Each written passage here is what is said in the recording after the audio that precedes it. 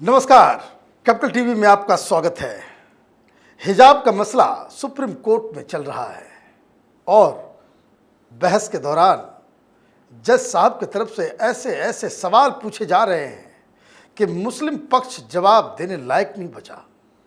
लेकिन सोचने वाली बात यह है कि उडुपी के एक छोटे से स्कूल में 5 लड़कियों से ये मसला इंटरनेशनल लेवल तक कैसे पहुंच जाता है, कैसे सुप्रीम कोर्ट में इतने महंगे महंगे वकीलों के साथ इस पे चर्चा हो रही है।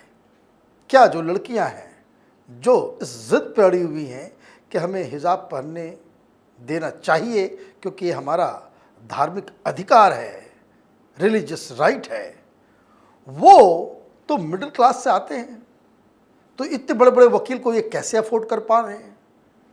क्या है मसला? और सबसे बड़ी बात कि क्या ये नेशनल सिक्योरिटी के लिए एक थ्रेट है? क्या हिजाब एक नेशनल सिक्योरिटी थ्रेट बन करके उभरा है? बहुत ही गंभीर सवाल हैं ये, और इसे समझने के लिए हमारे साथ एक बार फिर मेजर एसपी सिन्हा है। आपका बहुत बहुत स्वागत है। क्यों ये बवाल मचा हुआ है? बवाल इसलिए मचा है कि विश्व की ताकतें और हिंदुस्तान के अंदर जयचंद ये दोनों मिलके देश को अशांत करना चाहते हैं ताकि हमारी छवि खराब हो, देश में अशांति फैले, आर्थिक व्यवस्था पीछे सीट पे जाए और देश कमज़ोर हो और टूट जाए। अंग्रेज चाहते थे और चर्चिल ने कहा था हिंदुस्तान के कई टुकड़े हो जाएंगे। टुकड़े तो तुम्हारे होने की स्थिति आ रही है। अब लंदन का मेयर मुस्लिम, 5-5, 6-6 जगह मेयर मुस्लिम, परिस्थिति तो तुम्हारी खराब हो रही है। अब हमने तुमको पछाड़ दिया है, अब हम तो इकोनॉमी में तुमसे आगे विश्व स्तर पे आ गए हैं। ये लोगों को पच नहीं रहा है। अशांति क्रिएट करो, आग लगाओ, हिंदुस्तान में आग लगाओ, और ये सब मसाला तैयार रखते हैं, लकड़ी, दिया सलाई सब तैयार रहता है। ये हिजाब उसका उदाहरण है। ये एक स्कूल में 5 या 6 बच्चियाँ का एडमिशन पे हंगामा शुरू हुआ। वो कहे कि हम तो हिजाब पहन के ही स्कूल जाएंगे। सबसे पहले मैं प्रश्न पूछना चाहता हूँ कि कौन कॉम्पिटेंट अथॉरिटी है कि स्कूल का ड्रेस डिसाइड करेगा? School administration. School administration. Army का ड्रेस क्या होगा वो chief of army staff decide करे। नहीं, वो तो ठीक है कि स्कूल के अंदर ये है। हाँ, ये बवाल मचा आखिर क्यों इतना बड़ा? ये बताता हूँ। जब ये चीज़ हुआ कि हिजाब का तो छोटी सी जो है धुआं निकली, तो एक लड़की है मुस्कान, वो स्कूटर पे आती है और स्कूटर पार्क करती है। वो वीडियो पब्लिक डोमेन में है। पार्क करती है और उसके बाद कैमरामैन उसके बाद चिल्लाना शुरू होती है, अल्लाह अकबर, अल्लाह अकबर। और मीडिया पहले से तैयार रहते हैं क्योंकि वेल ऑर्केस्ट्रेटेड, वेल मैनिपुलेटेड, सब कुछ प्री प्लान होता है। एक्ट्रेस की वेट कर रहे थे लोग, बाकी सब मसाला तैयार था, पूरी टीम एक्टिव थी। वो जो ही आती स्कूटर पार्क की, अल्लाह अकबर की, ठक ठक ठक ठक, एंड घंटों में हंगामा शुरू। सुपर वायरल भी हो गया। मुसलमान मौलवी लोग ओवैसी अवार्ड दे देता है, कोई मौलवी बोलता है 5 लाख अवार्ड देंगे, कोई बोलता है कि शेरनी है। ये बवाल शुरू हो जाता है। बवाल शुरू हो जाता है तो उसके बाद जो हमारे गिद्ध हैं कुछ पॉलिटिकल पार्टी के लोग, वो अपना हारमोनियम लेके गीत गाना शुरू कर देते हैं। फॉर एग्जाम्पल, प्रियंका गांधी कहती है क्या फ़र्क पड़ता है कि कोई स्कूल बिकनी में भी आए तो क्या फ़र्क पड़ता है? मैडम प्रियंका, आपके बच्चे बिकनी में कभी स्कूल गए? आप हिंदुस्तान की जो संस्कृति है उसका इस तरह से तिरस्कार क्यों कर रही है? राहुल गांधी कहता है कि हिजाब यदि नहीं पहनने का मौका दिया जाएगा तो जो मुस्लिम की बच्चियां हैं उनका जो पढ़ने शिक्षा की जो प्रणाली है उस पर बुरा असर पड़ेगा। ये कहाँ कनेक्टेड है दोनों चीज़ें? और कभी ये विवाद पहले हुआ था? 1947 से अभी तक लेके चीज़ें तो ठीक चल रही है, तो अचानक ये विवाद क्यों शुरू हो जाता है जनवरी में? आपने तो ये बता दिया कि क्या राहुल गांधी, प्रियंका वाड्रा, ये लोगों ने किया। दर्शकों को ये नहीं भूलना चाहिए कि वीडियो के आने के फौरन बाद अल जवाहरी, ISIS का चीफ, उसने अपने मैगजीन के अंदर इस मुस्कान लड़की को फ्रंट पेज पे छापा।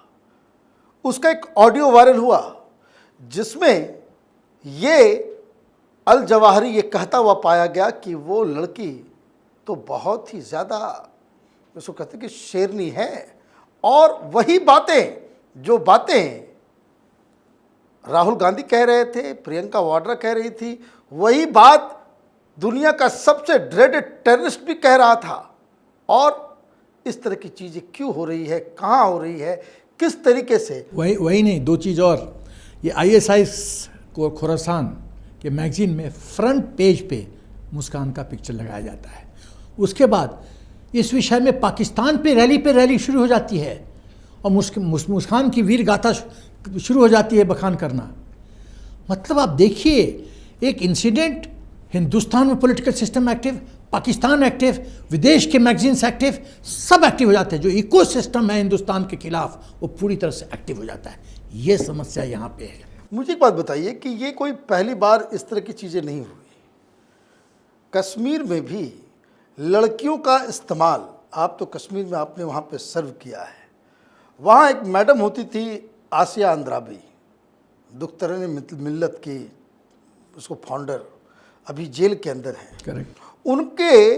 उनका भी पूरा का पूरा जो क्या कहते हैं कि फोकस होता था कि लड़कियों को किस तरह से जिहाद में शामिल किया जाए। ये बहुत सोची समझी रणनीति है मुसलमानों का और जिहादियों का। क्यों? एक मुसलमान बच्चा यदि जिहादी बनता है तो उसकी सर्च ऑपरेशन ये वो करना, उसको आइडेंटिफाई करना, क्योंकि उसका फेस तो दिखता है, बहुत आसान हो जाता है। और इंटेलिजेंस आर्मी के पास रहता है डिटेल, ये फेस का आदमी जिहादी है। बट एक लड़की हिजाब या बुर्का पहन के जब जाती है, आप 10 के ग्रुप में कैसे जानोगे कि आसिया अंद्राबी कौन है? पहला खतरा। तो ये सोची समझिए, ये लड़कियों को आसिया अंद्राबी ने एक ढाल की तरह इस्तेमाल किया है और जिहादी बना के, कि उसमें जो रिस्क, हिंदुस्तान के लिए रिस्क फैक्टर बहुत हाई है लेकिन लड़कियों के लिए रिस्क फैक्टर बहुत कम है। तो ये ढाल की तरह इस्तेमाल किया जा रहा है। औरतों का इस्तेमाल करने के लिए, राजद्रोह के लिए, कितना ये घिनौना परिस्थिति आप सोचिए। अब मैं आता हूँ आसिया अंद्राबी पे, कुछ टिप्पणी करना चाहता हूँ। ये 1962 की उसका जन्म है, 60 साल की आज है, 60 साल के अभी वो जेल में है। ये दुख्तरन ए मिल्लत की फाउंडर फिगर है और वो दुख्तरन मिल्लत ये ऑल पार्टीज हुर्रियत कॉन्फ्रेंस का एक हिस्सा है, मिलिट्री विंग है। दूसरी बात, 1980 में ये आसिया ने तालीमुल कुरान करके एक संस्था बनाई जिसमें औरतों को मदरसा के बारे में पढ़ाया जाता था, सिखाया जाता था और उसमें अमल करने की शिक्षा दी जाती थी। ये कश्मीर में लोग कहते हैं, इंटेलिजेंस एजेंसी कहते हैं कि आसिया का बिगेस्ट नेटवर्क है लड़की जिहादियों का, बिगेस्ट नेटवर्क। और ये जो जितने औरतें जो रेडिकलाइज हुई हैं कश्मीर में, ये पूरा दोष जाता है आसिया पे। ये जितने स्टोन पेल्टिंग हुए हैं उसकी ये बैकबोन थी प्लानिंग में, एग्जीक्यूशन में। इसने पाकिस्तान सेपरेटिस्ट मसारत आलम को सपोर्ट किया जब स्टोन पेल्टिंग का सिलसिला चल रहा था कश्मीर में। 1990 में ये अरेस्ट हुई, जबकि पीक था जिहादी एक्शन, पीक में था कश्मीर में। रिलीज़ हो गई, 1994 में रिलीज़ हुई, 2004 तक अंडरग्राउंड रही, 2010 में फिर अरेस्ट हुई और चार्ज क्या था? Waging war against India, Hindustan के खिलाफ राजद्रोह। फिर रिलीज हो गई, 2015 में फिर अरेस्ट हुई, 2018 में फिर जब NIA घुसी इंक्वायरी में तो NIA ने उसको अरेस्ट किया 2018 में, charge waging war against India, Hindustan के खिलाफ गृह युद्ध या राष्ट्रद्रोह करने का ये है। एक मैं इसके पहले कि आगे बढ़ूँ, मैं पूछना चाहता हूँ, सवाल मेरे मन में आता है कि ऐसे जिहादी लोग, चाहे वो मसूद अज़हर हो, चाहे ये हो, चाहे कसाब हो, हम इनको अरेस्ट करके जेल में रखते क्यों हैं जिंदा? यदि ये मसूद अज़हर जिंदा नहीं होता जब वो जेल में था तो IC 814 में बार्गेनिंग करने का हमको मौका नहीं, हमको वो परिस्थिति हमारे पास नहीं आती। तो ये जब ये जो इनके VVIP टारगेट्स जेल के अंदर रहते हैं तो ये कुछ ऐसा चीज़ कर देते हैं और बार्गेन करते हैं, उसको रिलीज़ करो तो हम ये करेंगे। महबूबा की सिस्टर का अरेस्ट, उसके पीछे क्या षड्यंत्र है, कभी एक उस पर बात करेंगे। तो अभी तो मैं ये कहना चाहता हूँ, उसके खिलाफ चार्ज ये भी है कि वो NIA का चार्ज है कि वो विदेश से उसके पास पैसा आता था। वो क्लोज कांटेक्ट में थी हाफिज़ सईद के, जो लश्कर तौबा का चीफ है, और वो एक आर्मी अफसर, सर्विंग आर्मी अफसर के संपर्क से वो हाफिज़ सईद तक पहुंची थी, और हाफिज़ सईद उसको फंड करता था, उसके एक्टिविटी को। मिडिल ईस्ट में आसिया के रिश्तेदार हैं जो कि फंड रेजिंग करते हैं, उसका हस्बैंड, और जो फंड रेजिंग का जो पैसा आता है, मेजॉरिटी पैसा वो पर्सनल गेंस के लिए, अपने खुद के इस्तेमाल के लिए इस्तेमाल करती थी, और उसका बेटा जो मलेशिया में पढ़ता था 7-8 साल, उसका पूरा फंडिंग इस पैसे से जाता था। उसका हस्बैंड जो है आशिक हुसैन फाख्तू, वो है founder member of Hizbul Mujahideen, और वो भी अभी जेल में है। और इसके पे आसिया पर चार्ज है कि एक इवेंट में कश्मीर में इसने पाकिस्तान फ्लैग फहराया और पाकिस्तान नेशनल एंथम गाया। अब पता, मुझे तो ताज्जुब लगता है कि जो औरत का ये इतिहास है, वो जिंदा क्यों हम लोग रखते हैं ऐसे ऐसे सांपों को। मैं आपको बताऊं कि ये जो आसिया अंद्राबी मैडम हैं, वो इनके ऊपर ये भी आरोप है कि हिंदुस्तान से जितने भी लड़के केरल के हों, महाराष्ट्र के हों, जो ISIS में गए, वो आसिया अंद्राबी के नेटवर्क के जरिए ही गए। ये हाफिज़ सईद के बारे में आपने कहा कि उसको फंडिंग करता है। कई बार अपने जलसे में हाफिज़ सईद ने आसिया अंद्राबी को अपनी बहन के रूप में बताया। अब सवाल ये है कि आसिया अंद्राबी वही करना चाह रही है जो मुस्कान कर रही है। आसिया अंद्राबी जो करना चाह रही है वही सुप्रीम कोर्ट में मुस्लिम पक्ष आर्ग्यू कर रहा है कि भाई हमें तो मॉडर्निटी से, रैशनलिज्म से कोई लेना देना नहीं, हमें तो शरीयत के हिसाब से चलना है, सेम आइडियोलॉजी। और जिस हिसाब से ये लोग हिंदुस्तान के खिलाफ, जैसे आसिया अंद्राबी के खिलाफ वेजिंग वॉर अगेंस्ट इंडिया, देशद्रोह का जो आरोप लगा हुआ है, तो क्या ये समझा जाए कि हिजाब को लेकर के जो मसला चल रहा है वो एक नेशनल थ्रेट है? एकदम नेशनल थ्रेट है। उसको बहुत भयंकर इस्तेमाल के लिए, जैसे शिव जी जो अर्जुन को दिए थे पाशुपतास्त्र, उस तरह का अस्त्र है ये। बहुत भयंकर मुझे होराइजन पे खतरा दिखाई पड़ रहा है। देखिए कैसा है कि ये हिजाब एक अस्त्र है देश में अशांति फैलाने के लिए, और किस तरह से हमारे राष्ट्रीय सुरक्षा को अफेक्ट करता है, मैं उस पर टिप्पणी करूंगा। कि हिंदुस्तान एक शांत देश नहीं है, यहाँ अशांति फैली हुई है। इससे क्या होगा? हमारी छवि खराब होगी। इससे क्या होगा? FDI में गिरावट होगी। हमारी आर्थिक व्यवस्था, आज हम ब्रिटेन को बीट करके एक स्लॉट आगे गए हैं, हम नंबर 3 पे पहुंचना चाहते हैं। लेकिन जब इस तरह से स्थिति रहेगी तो ना इन्वेस्टमेंट होगा, ना कंपनी आएगी, कोई कुछ नहीं करेगा, बेरोजगारी बढ़ेगी, सब जगह कष्ट ही कष्ट है। और जितना कष्ट होगा उतना सोशल डिसकंटेंट बढ़ेगा। मैं पूछना चाहता हूं, ये लोग जो सुप्रीम कोर्ट में आज आर्गू कर रहे थे, इनसे पूछना चाहता हूं, सुप्रीम कोर्ट में कोई मुस्लिम लॉयर, मुस्लिम वुमेन हिजाब में जाके आर्गू कर सकती है? मतलब ड्रेस की आज़ादी है तो सब जगह आज़ादी होनी चाहिए। कल को लोग फौज में बोलेंगे कि धोती पहन के अब अटैक करेंगे, ऐसे थोड़ी चलेगा।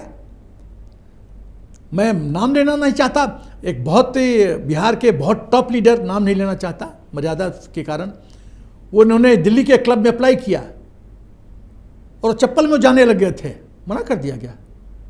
तो उन्होंने कहा तुम पता नहीं मैं कौन हूँ? पता है सर, नहीं जा सकते, कोड ऑफ कंडक्ट है, नहीं जा सकते। Code of conduct, code of dress एक महत्वपूर्ण बिंदु है, लेकिन ये कोड ऑफ ड्रेस और ये हिजाब वगैरह ये सब छोटी चीज़ है। जो अल्टीमेट एम है हिंदुस्तान को डैमेज करना, वो है। उसके बाद ये जब इस तरह की अशांति होती है तो जो सेना का काम है कि लुक आउटवर्ड, बाहर देखो, बॉर्डर देखो, तुम्हारी आंखें ऐसी होनी चाहिए, उनको लुक इनवर्ट करना पड़ता है। क्योंकि सेना का जो सेकेंड प्राइमरी रोल है defend the border, secondary role है कि ensure there is internal peace, and in case of breakdown of law and order, जहाँ पुलिस फेल करती है, come to aid of civil authority, और एड टू सिविल अथॉरिटी के तहत आप सेना डिप्लॉय करो और शांति कायम करो। फ्लैग मार्च, कई तरीके हैं। लेकिन सेना की शक्ति तो फिर अंदर देखती है ना, हमको तो बाहर देखना है। हम अंदर देखते हैं तो हमारा ध्यान भटता है, और दुश्मन यही तो चाक में है, ताल में है कि इनकी थोड़ी शक्ति छीन करो, अंदर देखने पर मजबूर करो, ताकि हम बॉर्डर पे पंगा शुरू करें। उसके बाद ये सिविल अनरेस्ट, चाहे आप सीए की बात कीजिए, किसान रैली की बात कीजिए, इस देश में सिविल अनरेस्ट, मतलब 2014 के बाद तो हमको कोई शांत पीरियड दिखाई नहीं दे रहा है, तब बवाल मचा है। सवाल बचा रहा है। उसके बाद अब आप ये इंडस्ट्रियल प्रोडक्शन की बात करें, नेशनल एसेट्स की बात करें, अब अग्निपथ में देखिए बिहार में 500 करोड़ रुपए का क्षति हुई है, हिंदुस्तान के स्तर पे कई हजार करोड़ की क्षति हुई है।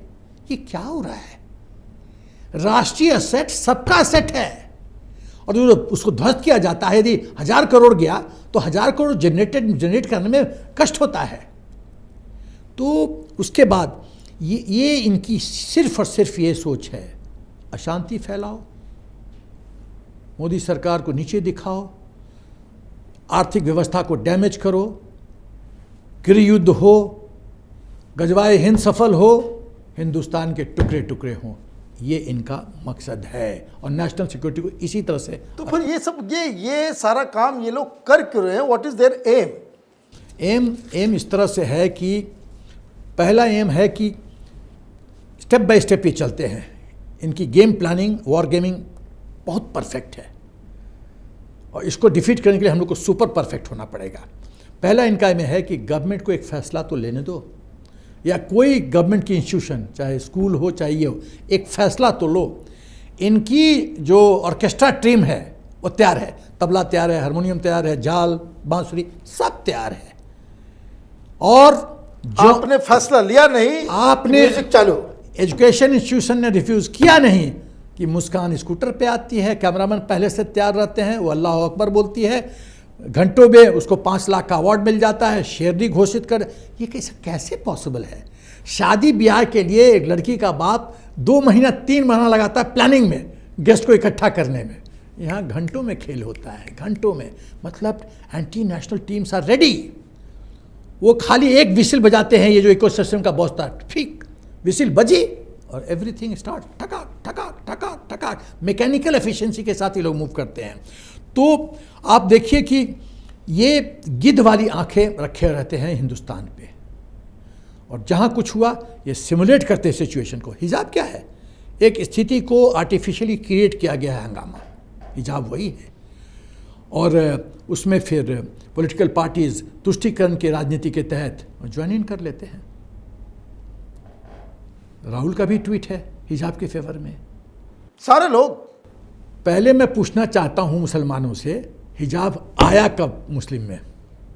बताओ, मुसलमानों के धर्म में हिजाब आया क्यों? और जब ये शरिया लॉ की बात करते हैं तो शरिया लॉ को तो मैं बोलता हूं कि हिंदू मुस्लिम के लिए शरिया लॉ तो लागू करो, और जब ये क्रिमिनल, उसमें क्रिमिनल लॉ भी ये लागू करो तो हाथ काट दो। शरिया में तो बोलता है हाथ काटोगे, वो नहीं चाहिए। आधा मुसलमान है, आधा होना चाहिए। तो और उसके बाद जो मीडिया है वो भी बिकाऊ है। एक पॉलिटिकल पार्टी बहुत हेवी मीडिया चैनल्स को पैसा देता है, तो उसके हर अनर्गल चीज़ों को दिखाया जाता है, सब नौटंकी ड्रामा होता रहता है और दुनिया देखती है, और कुछ कुछ लोग प्रभावित होते हैं। तो अब ये सवाल पैदा होता है कि ये कंट्रोवर्सी क्रिएट करो, नेशनल न्यूज़ बनाओ, उसके बाद हाई कोर्ट या सुप्रीम कोर्ट में बनाओ, इशू को ड्रैग करो। जितना लंबा ड्रैग होगा उतना ज़्यादा फुटेज मिलता रहेगा। जब आग सुलगती रहेगी तो धुआं आता रहेगा और पूरा विश्व, मीडिया सब उस धुआं को देखते रहेंगे। राम अयोध्या मंदिर, कपिल सिब्बल ने क्या कहा था कि माय लॉर्ड इसका फैसला मत दीजिए, इलेक्शन के बाद दीजिए, इलेक्शन के बाद, क्योंकि मोदी जी को फायदा हो जाएगा नहीं तो। ये क्या लॉजिक है? क्या लॉजिक है कि मोदी जी को फायदा हो जाएगा तो आप फैसला मत दीजिए? ये न्याय इस तरह से चलेगा क्या? फायदा कर फायदा, कि न्याय चलेगा कि न्याय क्या है, अन्याय क्या है, धर्म क्या है, अधर्म क्या है, उस पर चलेगा देश। कानूनी क्या है, गैर कानूनी क्या है, कानूनी क्या है, गैर कानूनी क्या है? तो ये सवाल पैदा है। तो हिजाब केस में खाली मीडिया को एक्टिवेट करने का एम था। उसके बाद मोबिलाइज करो पब्लिक ओपिनियन, भीड़ इकट्ठा करो, रोड पे आओ, अल्लाह अकबर करते रहो, और इस इशू को कोर्ट्स में ले जाओ, अपनी रोटी, पॉलिटिकल रोटी सेकते रहो। क्योंकि जब तक ये इशू लाइव रहेगा तब तक पॉलिटिकल पार्टीज कहती रहेगी मैं तुम्हारे साइड हूँ, मैं तुम्हारे फेवर में बोलता रहूँगा, तुम हमको वोट देते रहो। तो ये जो यूपी इलेक्शन हुआ उसका भी तो एंगल था यूपी इलेक्शन में। तो अब जैसे एक चीज़ और मैं बिंदु में टिप्पणी करना चाहता हूँ कि मैं नाम लूँ कि नहीं, नाम ले लेता हूँ, कोई प्रॉब्लम नहीं है, कि अब जैसे चीफ जस्टिस साहब रिटायर किए, रमन्ना जी, मैं बहुत सम्मान करता हूँ, बड़े सभ्य व्यक्ति हैं। यदि चीफ जस्टिस ऑफ इंडिया भय से पीड़ित होके फैसला डिले कर देते हैं और फैसला नहीं लेते कि चलो ये जो सांप है तुम सॉर्ट आउट करो, ये जो बंदर मेरे कंधे पे है मैं उतार दिया, अब तुम्हारे कंधे पे, तुम जानो, ये क्या सही है? एक कमांडिंग ऑफिसर यूनिट का यदि जानता है कि यूनिट में सब परिस्थिति ठीक नहीं है और वो जो ब्लैक कैट है, ब्लैक रोग है, उसको सॉर्ट आउट नहीं करता है तो वो बीमारी फैलेगी। चीफ जस्टिस ऑफ इंडिया को यदि भय है तो इस देश में सुरक्षित कौन है? मैं ये पूछना चाहता हूं। यदि मैं रिपीट करता हूं, मैं बहुत पीड़ित हूं इस बात से। If chief justice of India does not feel secure, यदि वो अपने आप को सुरक्षित नहीं समझते हैं, वो समझते हैं कोई फैसला लेंगे तो उनकी बदनामी होगी। और जैसा मिस्टर गोगोई चीफ जस्टिस ने बोला था, उनके खिलाफ षड्यंत्र हुआ, लड़की का मामला बना दिया दबाव डालने के लिए कि तुम डरे रहो, तुम नहीं करोगे जो तुम करना चाहते हो, राष्ट्रहित में फैसला नहीं ले सकते। ये है इस देश की ये। अब मैं कहना चाहता हूं कि जितने अभी मैटर्स लिस्टेड हैं, जब तक जो ऐसे ऐसे राष्ट्रीय इंपॉर्टेंस के हैं उनको राइटली सो जो प्रेजेंट सीजीआई है उन्होंने लिस्ट कर दिया है और उस पर बहुत जल्दी कार्रवाई होने जा रही है। तो मैं यही कहना चाहता हूं कि राष्ट्र प्रमुख है, जो यहाँ के इंस्टीट्यूशंस हैं वो यदि अपना रोल नहीं करेंगे, चाहे जुडिशरी हो, चाहे सेना हो, चाहे पॉलिटिकल सिस्टम हो, चाहे एजुकेशन इंस्टीट्यूशंस हो, यूनिवर्सिटीज़ हो, हॉस्पिटल्स हो, जब तक वो अपना रोल 100% नहीं करेंगे, 99 नहीं 100% राष्ट्रहित में नहीं करेंगे, राष्ट्र कैसे आगे बढ़ेगा? अपना पर्स देखना, अपने परिवार का भला देखना, पैसा कमाना, तो ये सब तो फिर देश को कमज़ोर करता है। और बड़े बड़े सवालों को छोड़कर सुप्रीम कोर्ट का समय इसी में जाए कि उडुपी के एक छोटे से स्कूल में 5 लड़कियां हिजाब पहन करके क्लास में जा सकती हैं या नहीं जा सकती हैं, ये एक इंटरनेशनल इशू बन जाता है। तो ऑब्वियसली जो जनरल एसपी सिन्हा कह रहे हैं कि ये एक बड़ा षड्यंत्र है, और ये षड्यंत्र इस्लाम के कायदे कानून को लागू करने के लिए नहीं, हिजाब के लिए नहीं, ये तो सिर्फ एक बहाना है। दरअसल हिंदुस्तान को मिटाना है, इस तरह की साजिश का ये हिस्सा है। It's a national security threat. आपका बहुत बहुत धन्यवाद। हम फिर किसी और मुद्दे पे बातचीत करते रहेंगे। अगर आपको ये वीडियो पसंद आया तो आप इसे लाइक करें, शेयर करें और कैपिटल टीवी को सब्सक्राइब करें। धन्यवाद।